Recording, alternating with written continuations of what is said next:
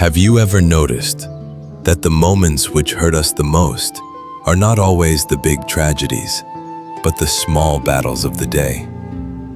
A sharp word from someone you love, a disrespectful look, a rumor, a comment online, a stranger cutting in line, a family member who wins an argument and leaves you burning inside. And in that moment, something rises.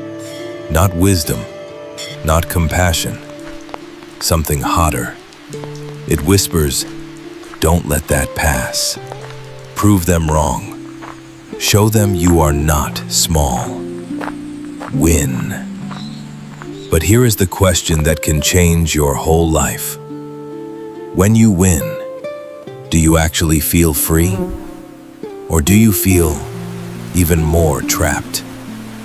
Because many of us have discovered, after years of trying, that the ego is a hungry fire. If you feed it once, it asks for more. If you satisfy it today, it demands another victory tomorrow. And slowly, without noticing, we become tired.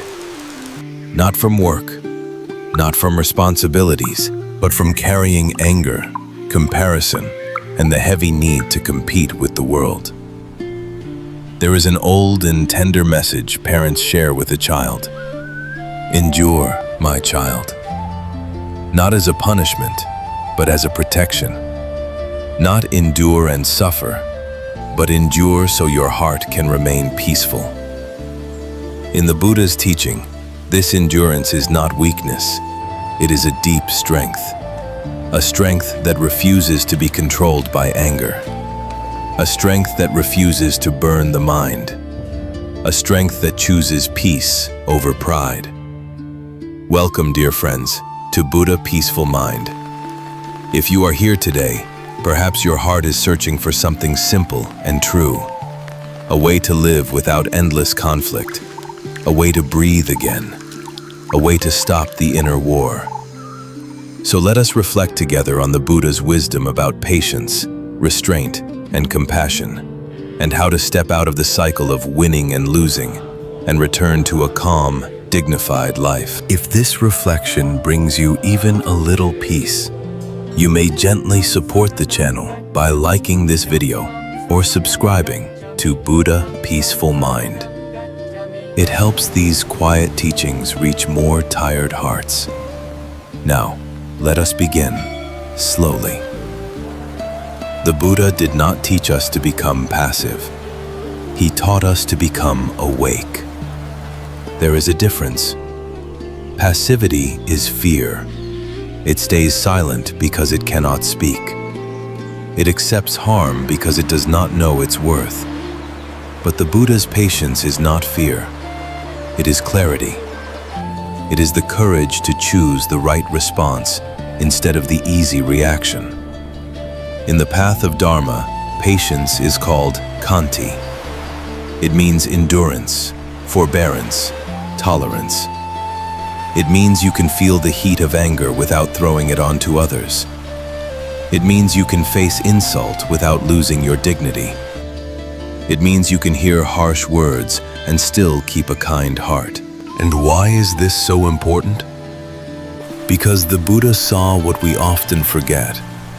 Anger does not punish the person who insulted you. Anger punishes you. Anger burns your sleep.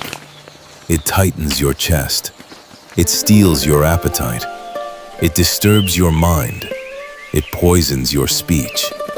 It makes you say words you cannot take back. The Buddha compared anger to holding a hot coal with the intention to throw it at someone else. Before it reaches them, it burns your own hand. So the first teaching is simple. Endure. Not to let others win, but to stop your own suffering. Endure. Not to prove you are weak, but to protect your peace. And this is where many people misunderstand the Dharma. They say, if I don't fight back, I lose. But the Buddha asks another question. What exactly are you trying to win? Is it respect? Is it attention? Is it control? Is it revenge? Is it the feeling of being right? If you look closely, these are not treasures. They are chains. When you win an argument, you may lose harmony. When you win a fight, you may lose kindness. When you win a competition, you may lose your health.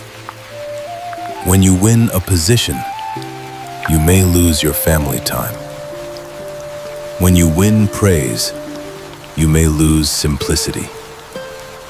So the Buddha invites us to choose a higher victory, the victory over the mind. There is a verse often attributed to the Buddha's teachings. Hatred is never ended by hatred.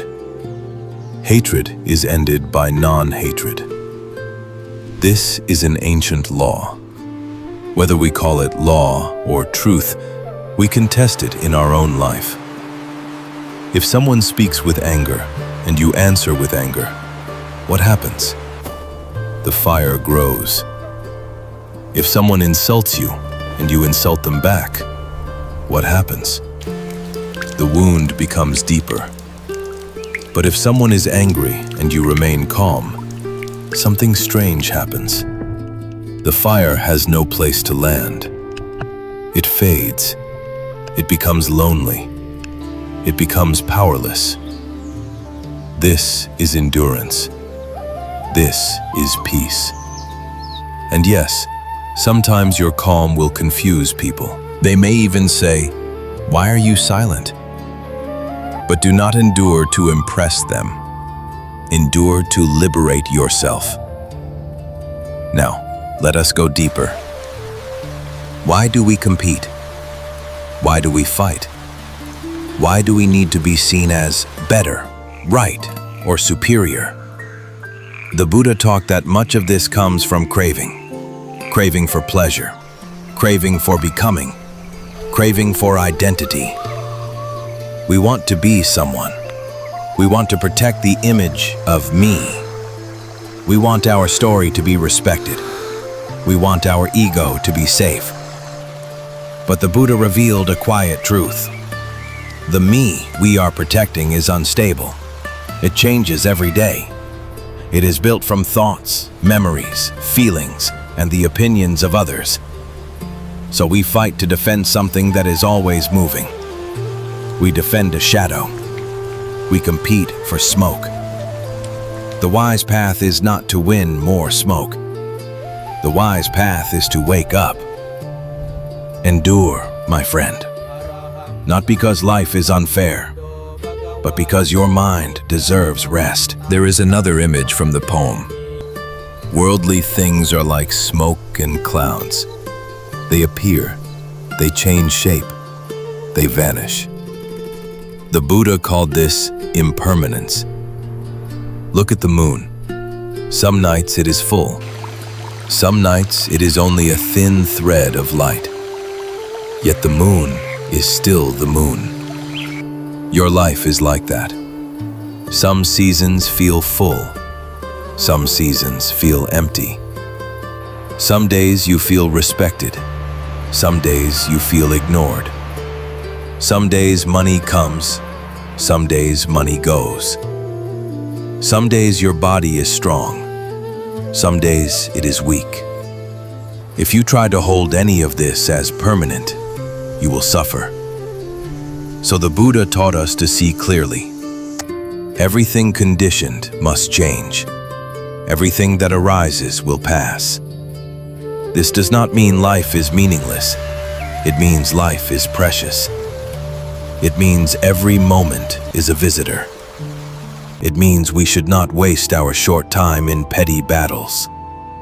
When we argue, we often argue as if we will live forever. We speak as if we have endless days to repair the damage. We hold grudges as if we have unlimited time. But life is fragile. A phone call can change everything. A sickness can come suddenly. A goodbye can happen without warning. So the Buddha taught us to remember death, not to become depressed, but to become wise. If you remember that life is short, you will not spend it on revenge. If you remember that life is uncertain, you will not spend it on pride. If you remember that the body is temporary, you will not sacrifice your peace for status. Imagine a person in the last days of life. Do they say, "I wish I had argued more. I wish I had won every conflict"? No. Most hearts near the end say something else. "I wish I had been kinder. I wish I had forgiven sooner. I wish I had been at peace." So the Buddha is offering us the wisdom of the end while we are still alive. Endure, my friend, not as surrender, but as awakening. Now, let us speak about wealth. The poem asks, how many is enough? Leave the pocket of greed so you do not betray the love of life. The Buddha did not condemn wealth. He condemned attachment. He condemned craving that never ends. He observed that the mind can become a bottomless cup. No matter how much you pour, it still feels empty. Contentment is a great wealth. A content heart can enjoy simple things: a warm bowl of rice, a quiet morning, a clean breath, the sound of rain. But a greedy heart is never satisfied. Even in luxury, it suffers. Even the richest must leave this world. This is not moral blame, it is impermanence. You cannot keep what you do not own, and you do not truly own anything in this world. You only borrow it for a short time. Even your body is borrowed. Even your youth is borrowed. Even your reputation is borrowed. So if everything is borrowed, why create enemies over borrowed things? Why lose sleep over borrowed things? Endure, my friend. See the moon. It waxes and wanes. So will your circumstances. And then a deeper teaching arrives. What follows you is not your wealth. What follows you is your karma. Karma is intention and action, not fate from the sky, but the natural result of what we choose, moment by moment. If you plant a seed of anger, you harvest bitterness. If you plant a seed of kindness, you harvest peace. If you plant a seed of greed, you harvest fear. If you plant a seed of generosity, you harvest trust. So when you choose endurance, you are not losing. You are planting a seed of peace. Let us look at a practical situation. Someone criticizes you. They speak to you with disrespect. In that moment, there are two roads. The first road is reaction. The mind becomes hot. The body becomes tight. The tongue becomes sharp. You defend. You attack. You want to win. But after the conflict, your mind replays the scene. You imagine new arguments. You lose sleep. So even if you won, you lost your peace. The second road is mindfulness. You feel the heat, but you do not become the heat. You recognize anger is here. Not I am anger. Just anger is here. You breathe. You allow the wave to rise, and you allow it to fall. Then you look at the person with wisdom. You ask silently, what pain is living in them? Harsh speech often comes from suffering. A person who is truly at peace does not need to insult others. So their words are not a measure of your worth. Their words are a window into their state of mind. Now compassion becomes possible. Compassion does not mean you allow harm. It means you respond skillfully. Sometimes the skillful response is silence. Sometimes it is a gentle boundary. Sometimes it is walking away. Sometimes it is speaking calmly and firmly. I hear you, but I will not be spoken to this way. The Buddha taught right speech, speech that is truthful, kind, beneficial, and timely, so you can protect yourself without poisoning your heart. This is endurance as wisdom. Now let us talk about family conflicts, because for many hearts, the deepest wounds are inside the home. In such situations, the poem's voice feels like a parent speaking. Endure, my child. The Buddha taught that the home can be a field of merit, or it can be a battlefield. If you bring ego into the home, you bring conflict. If you bring patience into the home, you bring refuge. If you bring pride into the home, you bring distance. If you bring compassion into the home, you bring warmth. Here is a simple practice when conflict rises with a loved one. Before you speak, ask 3 questions in your heart. Is it true? Is it kind? Is it necessary right now? If the answer is no, endure a little longer. Breathe. Wait. Many fights are fueled by timing. We speak when the mind is already burning. Endurance is wise timing. Sometimes the most compassionate thing you can do is to delay your response. Now, let us reflect on power. The poem says, "What power is greater than morality and compassion?" External power cannot end inner suffering. So the Buddha taught a different kind of power, the power of virtue. Virtue means you can sleep with a clean conscience. Virtue means your words do not harm. Virtue means your heart is not heavy with guilt. This power is quiet, but it is real. It is the power that makes people trust you. It is the power that makes your children feel secure. It is the power that makes your mind peaceful at night. So if you must choose between being feared and being respected, choose virtue. If you must choose between winning and being kind, choose compassion. Because goodness is a foundation that carries you through storms. This leads to merit, what the poem calls blessings. Merit is the wholesome force built from good intentions and actions. It is the calm that comes from generosity. It is the brightness that comes from kindness. It is the protection that comes from truthfulness. Merit does not guarantee an easy life, but it strengthens the heart to face life with dignity. So when the poem says, "In danger, only blessings save you," it points to a truth. In crisis, what saves you is not luxury, but clarity. Not pride, but support. Not greed, but trust. Not enemies, but friends. And merit creates friends. Endure, my friend. Choose the path that builds merit, not the path that builds enemies. Now, let us bring this teaching into the modern world, where competition is everywhere. People compete at work. They compete in business. They compete in social media. They compete in success. They compete even in spirituality.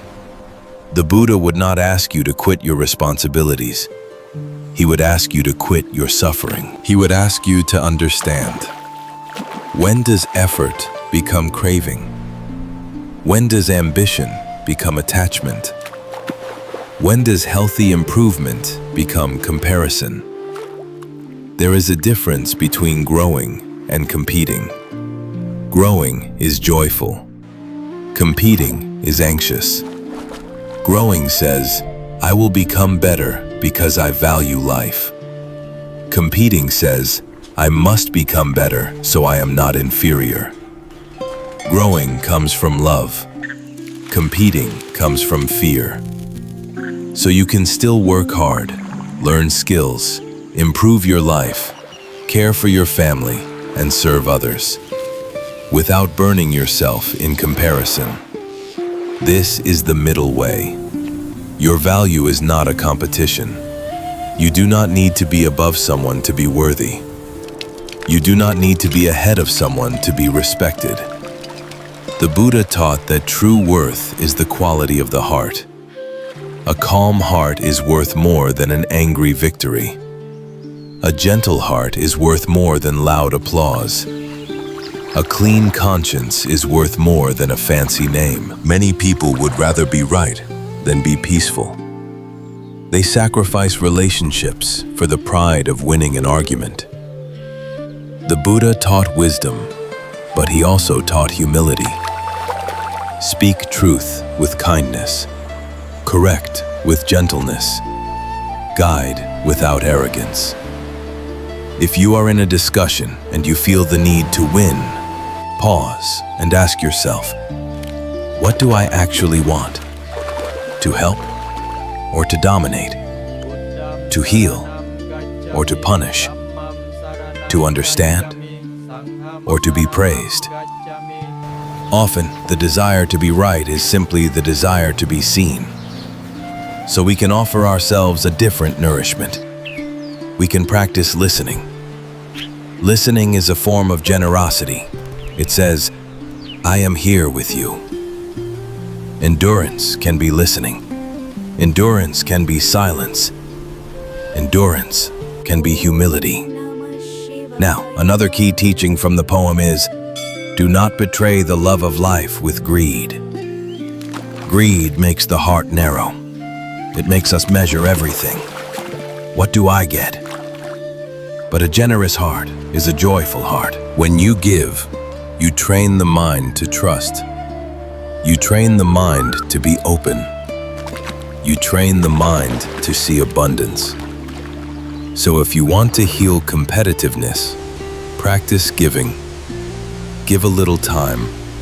Give a little kindness. Give a little forgiveness. And the mind will become lighter.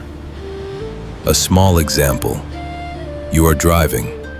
Someone cuts in front of you. Instantly, the mind wants to compete. If you follow that impulse, you feel stressed for the next 10 minutes. But if you endure, you allow them to go. You breathe. Your body relaxes. So what did you lose? A few seconds. What did you gain? Your peace. This is Dharma in daily life. Endure, my friend. Many battles are not worth your breath. Now, some may ask, if I always endure, will people take advantage of me? This is a wise question. The Buddha did not teach us to abandon discernment. He taught us to abandon hatred. So endurance does not mean you allow injustice forever. It means you respond without poison. Sometimes the skillful response is to step away.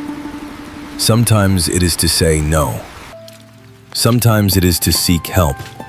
Sometimes it is to change an environment. But in all of this, the Buddha invites you to keep your heart clean. Do not let someone's unskillful behavior turn you into a cruel person. A lotus grows in muddy water, yet it is not stained by the mud. We live in a world with mud, conflict, greed, envy, fear, and endless comparison. But you can grow like the lotus. You can be in the world without being consumed by it. Endurance is part of that. Let us speak about envy, because envy is a hidden form of competition. When someone succeeds, the mind may feel pain. When someone is praised, the mind may feel smaller. When envy arises, do not judge yourself. Just see it clearly. Envy is here. Then remember impermanence.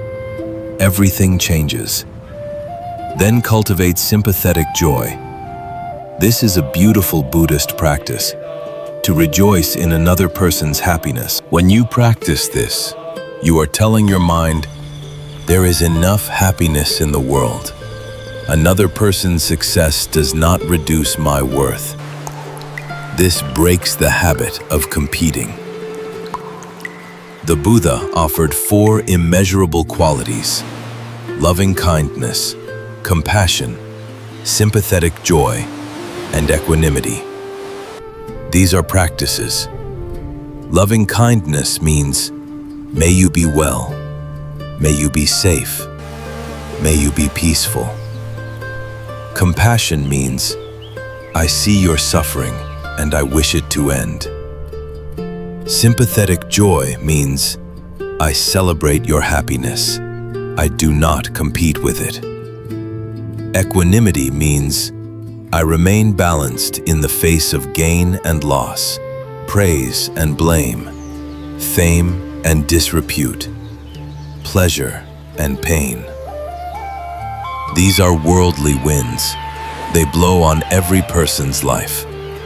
When you are attached, you are thrown around. When you practice equanimity, you remain steady. Endurance grows from these qualities. It becomes natural. Now, let us take a small meditation together. Allow your body to relax. Feel your shoulders. Soften your jaw. Let your breath become gentle. Think of a recent conflict, a moment you felt the urge to compete. Do not relive it intensely. Just observe it from a distance, like watching clouds pass. Notice where the body holds it, perhaps in the chest, perhaps in the throat, perhaps in the stomach. Now, breathe into that area, and on the exhale, whisper inwardly, let go. Again, inhale, and exhale, let go. One more time, inhale, exhale, let go. If you wish, send a silent wish to the person involved. May you be free from suffering, not because they deserve it, but because you deserve peace. Endure, my friend. You are not here to carry hatred. You are here to awaken. Now we come to one of the deepest teachings in the poem. Only karma stays with you. When we are young, we believe we have time. Then life teaches us impermanence. The Buddha did not wait for life to teach you the hard way. He offered wisdom early, so you can live gently. He taught that your actions shape your future. Again, not rigid fate, but cause and effect. So when the poem says, endure to see far and see through, it points to wisdom. When you do not react, you can see consequences. You can see patterns. You can see your own mind. Reaction is narrow. Wisdom is wide. Endurance gives you space, and in that space, wisdom appears. Your actions are your true belongings, not your house, not your car, not your title, not your image. Actions are the only possessions that cannot be stolen, cannot be burned, cannot be washed away. They live in the mind. They shape the heart. They follow you like a shadow. So when you choose patience, you are building a treasure that endures. The poem also speaks of returning to a simple happiness, a heart that is natural and joyful. Hatred is learned. Comparison is learned. Greed is learned. So the practice is not to become someone new. It is to return to what is pure. Not childish ignorance, but childlike simplicity. A mind that can smile again. A mind that can rest again. Endurance helps us return to this simplicity. In Buddhism, a life of virtue brings non-remorse. Non-remorse leads to joy. Joy leads to calm. calm leads to happiness. Happiness supports meditation. Meditation supports insight. So if you want a quiet mind, begin with kindness. If you want restful sleep, begin with restraint. Endurance is not only moral, it is practical. If you feel exhausted, please remember, endurance is not a demand. It is a gift you give yourself. You can begin small. One moment where you do not reply immediately. One moment where you breathe instead of shout. One moment where you choose silence over sarcasm. This is how a new life begins. Endure, my friend, not for the world, for your own heart. Now, let us explore a deep root of competition, the illusion of a fixed self. Why do we compete? Because we feel there is a solid me that must be defended. But the Buddha taught not self. The self we cling to is not a fixed thing. It is a process. Feelings arise and pass. Thoughts arise and pass. The body changes. Even your opinions change. When you see this, competition becomes less serious. Insults become less personal. Words are just sounds. Opinions are just thoughts. Praise and blame are just wind. They come, they go. If you do not cling, they cannot harm you. How do we endure when emotions are strong? The Buddha offered tools. Return to the breath. Recognize the feeling. This is anger. See the thought. This is the story. Remember impermanence. This will pass. Then reflect on consequences. If I speak now, what happens? Will this create peace or a longer war? This reflection makes you wise. A calm person is powerful, not in domination, but in steadiness. A calm person is not easily baited. A calm person does not give others the pleasure of controlling their mood. So when you endure, you are gaining freedom. The Buddha described a trained mind as stable like a rock.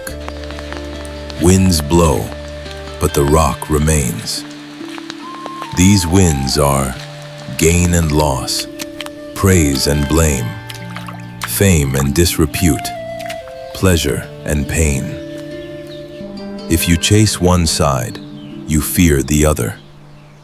So practice equanimity. Remain balanced. Enjoy without clinging. Accept without collapsing. Endure, my friend. Choose your battles. Many are not worth your peace. Now, let us speak about forgiveness, because forgiveness is a high form of endurance. Forgiveness is not saying, "What happened was okay." Forgiveness is saying, "I will not carry this poison anymore." Resentment is a burden. It is like carrying a heavy bag for years, hoping the other person will feel tired. But you are the one getting exhausted. So forgiveness is a mercy you give yourself. If someone harmed you deeply, forgiveness may take time, and that is okay. Endurance is also patience with your healing. Do not rush it. Do not pretend. Just practice gently. You can begin with a small step. May I be free from this pain. May my heart be light. May I not be ruled by this memory.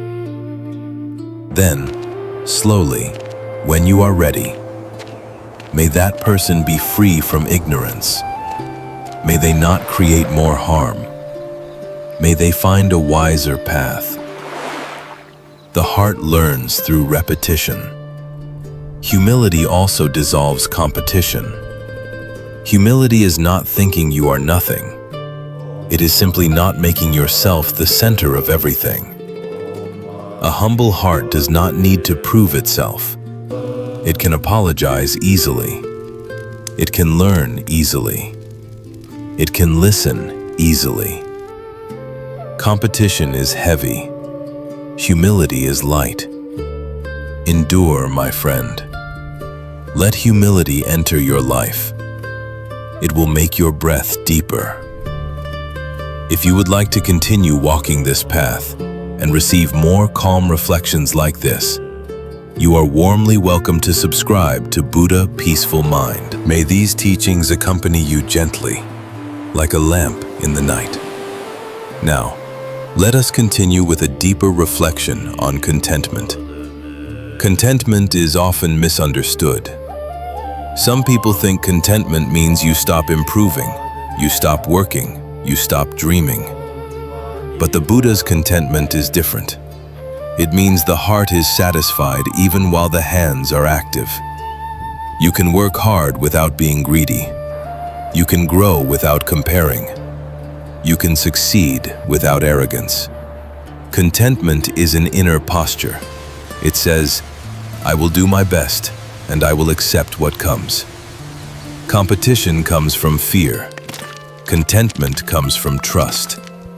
When you feel the urge to compete, return to gratitude. Look at what is already here: a body that can breathe, a mind that can learn, a day that is still alive, a cup of water, a place to rest, a person who cares. Gratitude dissolves greed. Your triggers can become teachers. They show you where attachment is. They show you where pride is. They show you where healing is needed. So instead of fighting the world, learn from it. When someone triggers you, ask, what is this revealing in me? What am I clinging to? What fear is hiding here? Then breathe. Then endure. Then release. In this way, even conflict becomes dharma. Letting go is not losing. Letting go is releasing what is unnecessary. If you fill the mind with stones, it sinks. So let go to stay afloat. Each night before sleep, ask yourself, what am I carrying that I can put down? What anger can I release? What comparison can I stop feeding? Then, with the exhale, imagine placing it on the ground. Say inwardly, I do not need to carry this into tomorrow. This is how peaceful sleep begins. The Buddha did not ask for perfection. He asked for sincere practice. Each time you choose patience, you strengthen patience. Each time you choose kindness, you strengthen kindness. Each time you choose calm, you strengthen calm. So do not be discouraged by mistakes. Peace is learned. Freedom is learned. Endure, my friend. Keep your heart clean. Let us sit a little longer with the idea of enough. The Buddha once asked his disciples to look at a handful of leaves. He said that what he had taught was like the leaves in his hand, and what he knew was like the leaves in the forest. He was showing that the Dharma is not about collecting endless knowledge. It is about what is useful for liberation. In the same way, life is not about collecting endless possessions. It is about what is useful for peace. How many clothes do we need to feel warm? How much food do we need to feel nourished? How many compliments do we need to feel loved? How many victories do we need to feel respected? Sometimes we chase more because we are actually chasing safety. We think money will protect us. We think status will protect us. We think being right will protect us. But the deepest safety comes from a mind that is not easily shaken. A calm mind can face storms. A virtuous mind can face fear. A compassionate mind can face loneliness. So ask yourself gently, where am I seeking safety? In things that change, or in the heart? When you build safety in the heart, competition loses its grip. There is a deeper kind of winning in Buddhism, winning over yourself, to conquer your anger, to conquer your greed, to conquer your delusion. This is the highest victory. Because if you conquer others, you may gain power for a while, but you will still face fear, loss, and dissatisfaction. But if you conquer the mind, you gain a peace that cannot be taken away. So when you feel the urge to compete, remember this: the person you must defeat is not outside. It is the unwholesome habit inside. The battlefield is the mind, and the weapon is mindfulness. The armor is compassion. Endure, turn inward. Win the inner war, and the outer wars become unnecessary. Equanimity is the crown of endurance. Equanimity does not mean you do not care. It means you care without being controlled. It means you can love without clinging. You can help without burning out. You can speak truth without hatred. Imagine the ocean. On the surface, waves rise and fall. But deep below, the ocean is still. Your mind can be like that. On the surface, emotions come and go. But deep below, there is steadiness. Each day, practice a little balance. When something goes well, do not become arrogant. When something goes poorly, do not collapse. When someone praises you, do not become addicted. When someone blames you, do not become hateful. Just breathe. Just observe. Remain steady. This is peace. Let us end this reflection with a final image. Imagine you are holding a cup of tea. If the cup is filled with mud, no matter how pure the tea becomes dirty. The mud is anger. The mud is jealousy. The mud is pride. The mud is rivalry.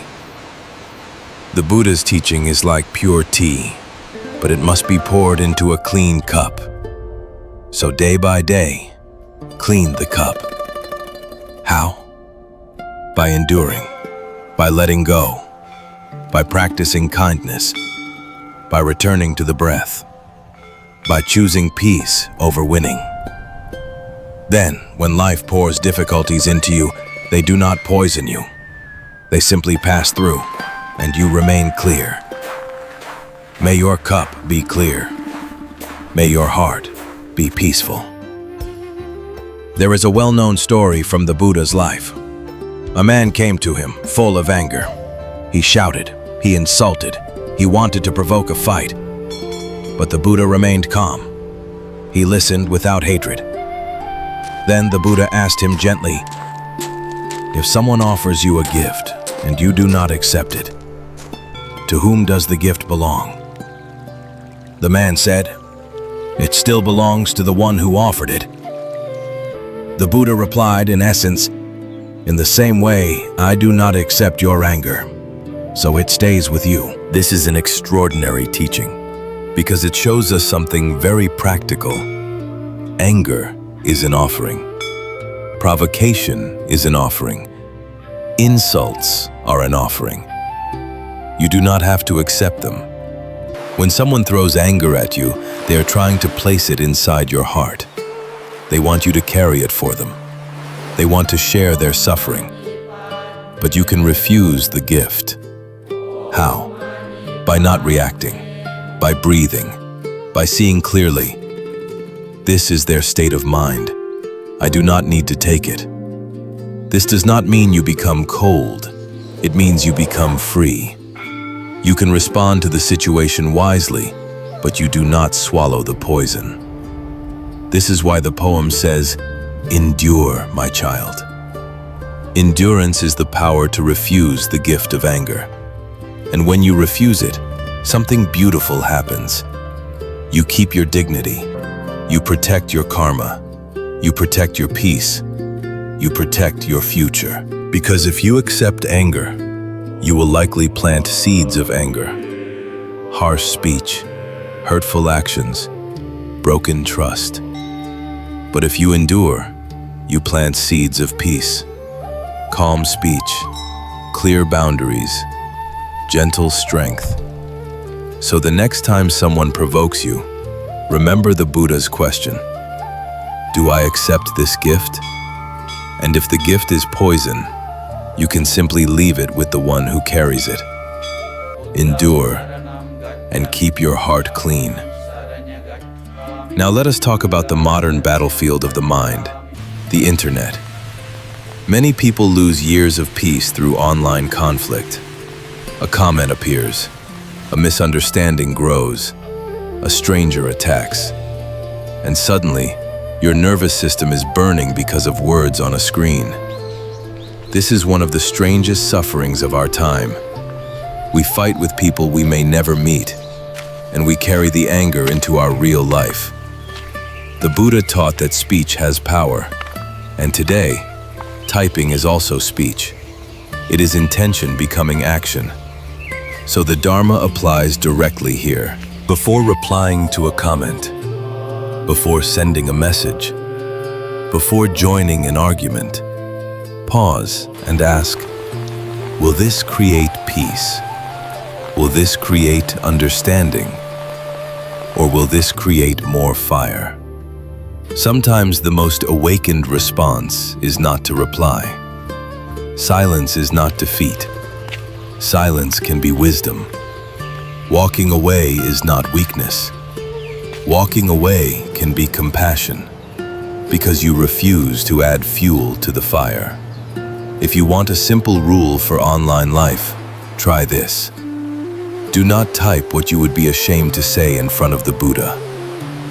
This one reflection can protect your karma, because harsh words written online still shape the mind. They still train the heart. They still create habit. So if you want to live without petty hatred, protect your digital speech. Endure the urge to prove. Endure the urge to win strangers, because the greatest victory is your calm. Now let us bring this into the workplace, where competition can feel unavoidable. Some people compete openly. Some compete quietly. Some compete through gossip. Some compete through subtle disrespect. And if you are sensitive, it can feel like you must fight to survive. But the Buddha taught right livelihood, and also right effort and right mindfulness. This means you can work and succeed without poisoning your mind. Here is a Buddha-like way to work. Do your job with sincerity. Improve your skills with humility. Serve others with care. And release the need to crush anyone. Because real success is not only achievement. Real success is the quality of the mind you carry while achieving. If you gain a promotion but lose your peace, is that success? If you gain money but lose your health, is that success?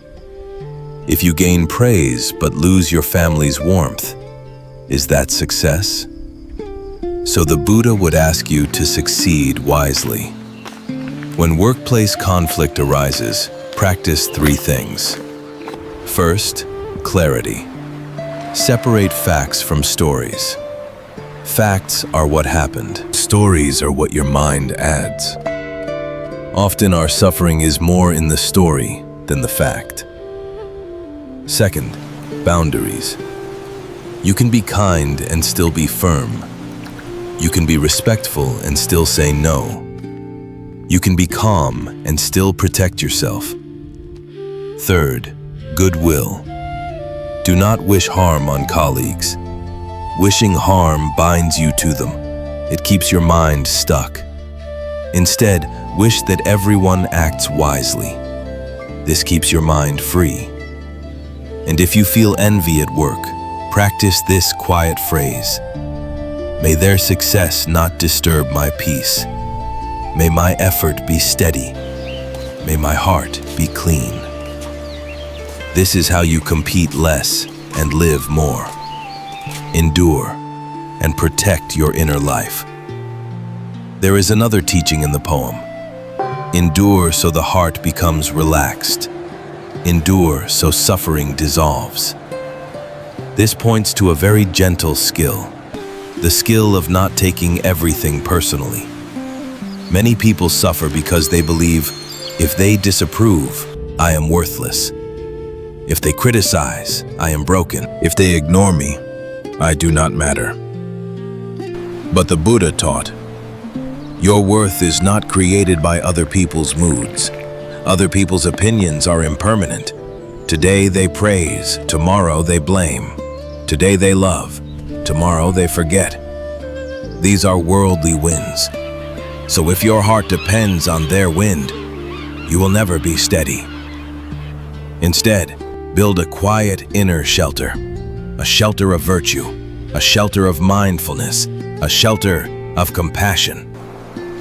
When you live ethically, you do not need constant approval. When you live mindfully, you can observe praise and blame without drowning. When you live compassionately, you do not need to win to feel whole. Endurance, in this sense, means you endure the discomfort of not being praised. You endure the discomfort of not being understood. You endure the discomfort of being ordinary. And in that endurance, a surprising joy appears. The joy of freedom.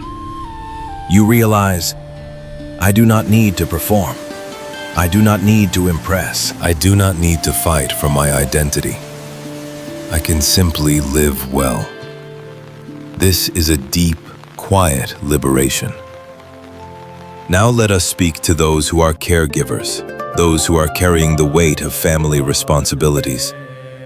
Perhaps you are caring for parents who are aging. Perhaps you are caring for children. Perhaps you are caring for someone ill. In such roles, patience is tested every day. You may feel tired. You may feel unappreciated. You may feel alone. The Buddha's teaching can be a lantern here. Endurance does not mean you ignore your needs. It means you find a wise way to carry love without burning out. So if you are caregiving, remember these gentle points. Rest is part of compassion. If you collapse, you cannot help. So allow yourself to rest without guilt. Ask for support when needed. The Buddha encouraged wise community. You do not need to suffer alone. Practice small moments of mindfulness. Even one mindful breath while washing dishes can reset the heart. And remember impermanence. This season will change. This difficulty will change.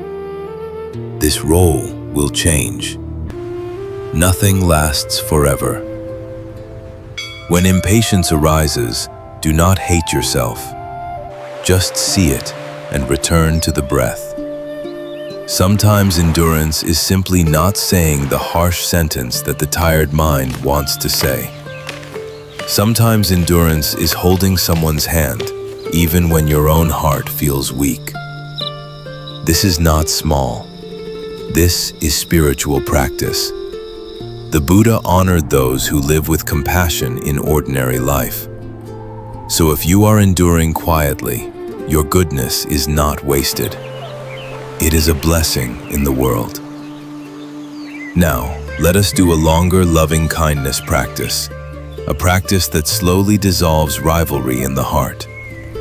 If you are driving or doing something that needs attention, keep your eyes on what you are doing.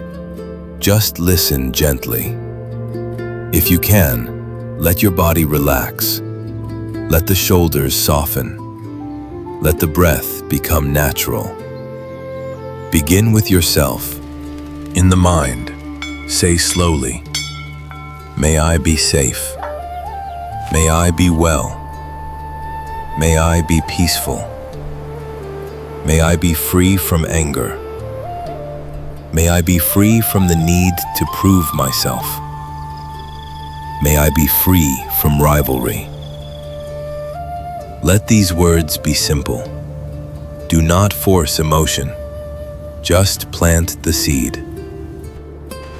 Now bring to mind someone you love, someone who makes your heart softer. Say, may you be safe. May you be well. May you be peaceful. May your heart be free from suffering. Now bring to mind a neutral person, someone you see but do not know well. A cashier, a neighbor, a passerby. Say, may you be safe. May you be well. May you be peaceful. Now, if you are ready, bring to mind a difficult person. Not the most traumatic person. Choose someone mildly difficult, someone who triggers your pride or irritation. See them as a human being who also wants happiness, a human being who also fears pain. Say slowly, may you be safe. May you be well. May you be peaceful. May you be free from ignorance. May you learn a wiser way. May you not create more harm. If resistance arises, that is normal. Return to the breath. Repeat gently. Now widen your heart. Imagine your city, your country, the whole world. Say, may all beings be safe. May all beings be well. May all beings be peaceful. May all beings be free from hatred. May all beings be free from rivalry. May all beings awaken. Stay with the breath for a few moments. Feel the softness in the chest. Feel the calm in the face. This practice is not only spiritual, it is psychological training. It teaches the mind a new habit, a habit of goodwill. And goodwill is the opposite of competition. When goodwill grows, rivalry shrinks. Endure, and let kindness become your nature. Now, one more contemplation on death and impermanence, because it transforms the heart quickly. Imagine gently your own last day, not with fear, with clarity. On that day, how many arguments will matter? How many competitions will matter? How many victories will matter? Your bank account cannot hug you. Your title cannot comfort you. Your social media image cannot hold your hand. But the goodness you practiced, the love you gave, the forgiveness you offered, the patience you cultivated, these become the fragrance of the mind. The Buddha taught that the mind's state is important. A mind trained in kindness meets life and death with less fear. A mind trained in patience does not panic easily. A mind trained in truthfulness feels clean. So death contemplation is not darkness. It is a lamp. It says, do not waste your limited time. Choose what is meaningful. Choose what is kind. Choose what is peaceful. So when you feel the urge to compete, remember death gently and ask, is this worth my remaining breaths? Often, the answer will free you immediately. Endure, my friend. Life is short. Peace is priceless. Finally, here is a simple daily routine that many people find helpful to live with less rivalry and more peace. In the morning, before your phone, before news, before tasks, take 3 mindful breaths. On each exhale, whisper inwardly, today, I choose peace. then set one intention. Today I will not feed anger. Today I will speak gently. Today I will not compete with others' lives. In the evening, before sleep, review the day with kindness. Ask, where did I endure wisely? Where did I react? What can I learn without shame? Then end with one wish. May all beings be peaceful. If you do this daily, your mind slowly changes. The heart becomes softer, and life becomes lighter. This is the Buddha's quiet path. The Buddha also offered a teaching that helps us understand endurance very clearly. It is sometimes called the teaching of the two arrows. He said, in essence, when something painful happens, it is like being hit by an arrow. That first arrow is unavoidable. A harsh word, a loss, a disappointment, a sickness, a mistake. But then, many people shoot themselves with a second arrow.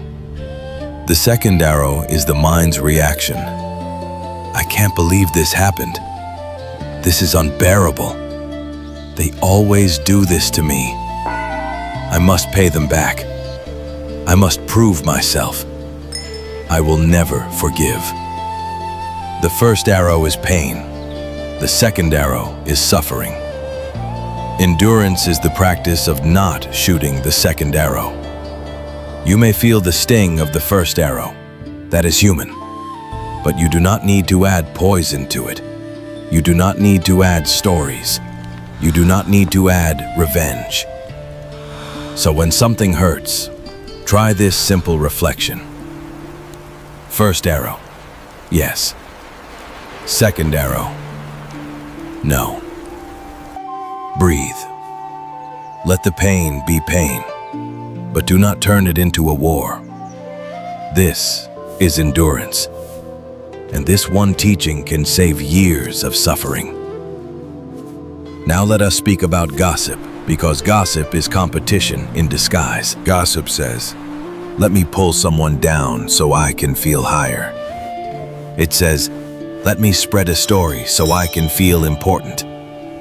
It says, let me join this group so I am not left out.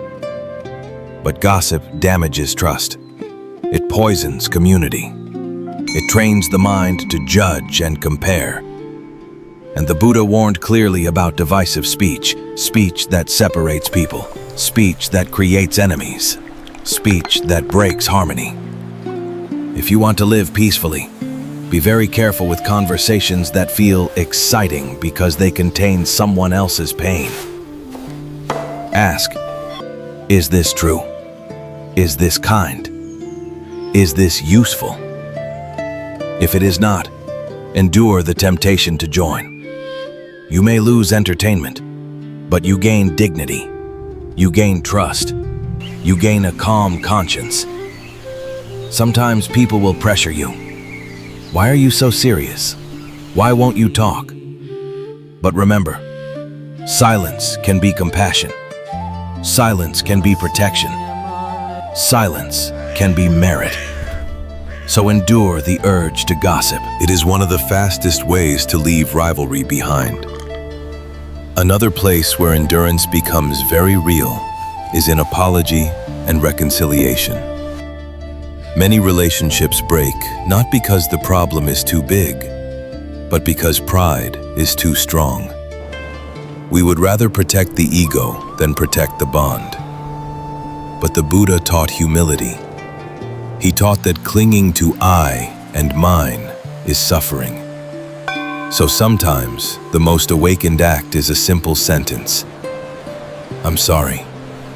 Not because you are inferior, but because you value peace. Apology is not humiliation. It is a sign of strength. A weak heart cannot apologize. A strong heart can.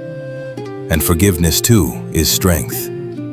It takes courage to release resentment. It takes wisdom to choose harmony. So if there is someone in your life you have not spoken to because of pride, consider this gently. Life is uncertain. Tomorrow is not promised. If you can repair a bond with one honest conversation, that is a great merit. Endure the ego for one moment, and you may gain peace for years. Let us return once more to wealth and status, because they are strong triggers for rivalry.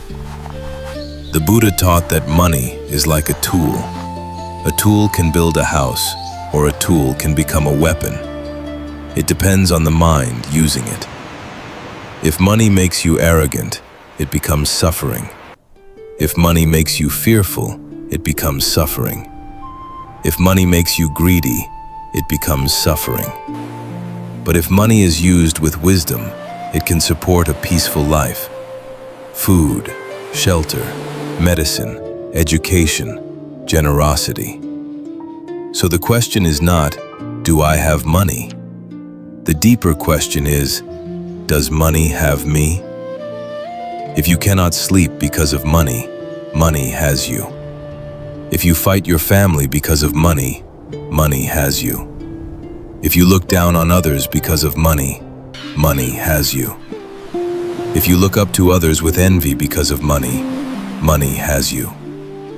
So the practice is to hold money lightly. You can earn honestly. You can save responsibly. You can care for your family. But you do not need to measure your worth through wealth. A simple practice. Each time you receive something, practice a little generosity, even small. A tip, a donation, a gift, a meal shared, a kind act. Generosity loosens the grip of greed. And when greed loosens, rivalry loosens. Because you stop living in scarcity. You begin living in trust. Endure, my friend. Hold things lightly. Keep the heart rich. Now, let us return to the small daily moments. Because Dharma is not only for big storms, it is for the tiny sparks that become fires. Someone speaks in a rude tone. A family member repeats the same complaint. A coworker takes credit. A stranger looks down on you. Traffic is slow. A queue is long. A plan changes. These moments are where patience is trained. The Buddha's path is like polishing a mirror. You do not polish it once. You polish it daily. Little by little, the mirror becomes clear. So treat daily irritations as training. When a small irritation appears, say inwardly, "This is my training." Then breathe. Relax the shoulders. Soften the face. Slow down your speech. In that moment, you are building your future self. A patient self. A calm self. A free self. And remember, if you cannot endure small discomfort, you will suffer greatly in larger discomfort. So endurance begins with tiny things. Let one person pass. Let one comment go. Let one small insult fade. Let one delay be a practice of breathing. This is not a small spiritual life. This is a powerful spiritual life, because it is real. Here is a simple walking meditation you can do to reduce rivalry and calm the mind. If you can, stand up and walk slowly for a few minutes. If you cannot, imagine it while sitting. As you walk, feel the feet touching the ground. Left foot, right foot, slowly. With each step, repeat softly in the mind, here, now. Again, here, now. When thoughts about winning, proving, comparing arise, do not fight them. Just return to the feet. Return to the ground. Return to here, now. This practice teaches the mind, I do not need to live inside competition. I can live inside reality. And reality, right now, is simply breath, body, and the present moment. After a few minutes, stop and take one deep breath. Feel the difference. The mind becomes wider. The heart becomes quieter.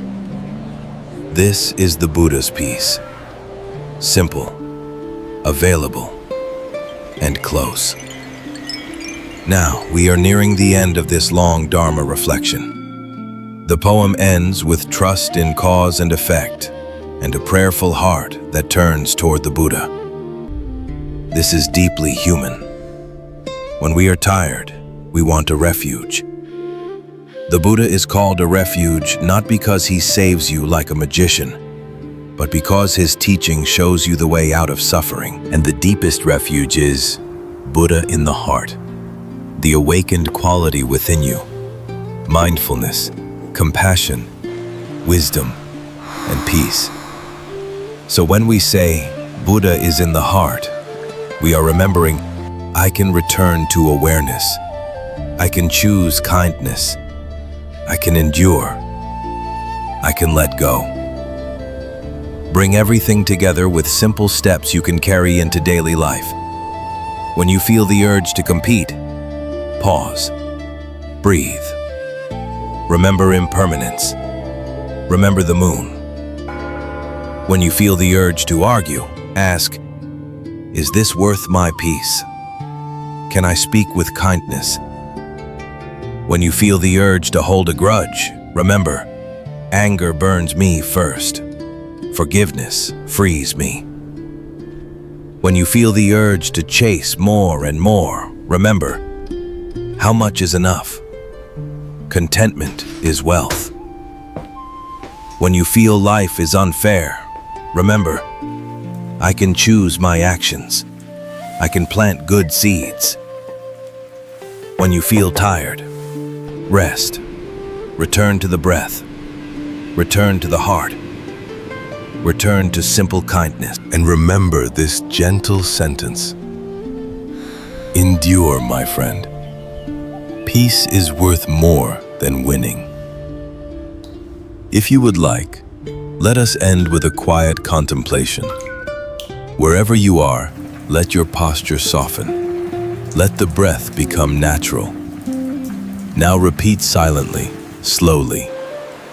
May I be free from anger. May I be free from rivalry. May I be free from the need to prove myself.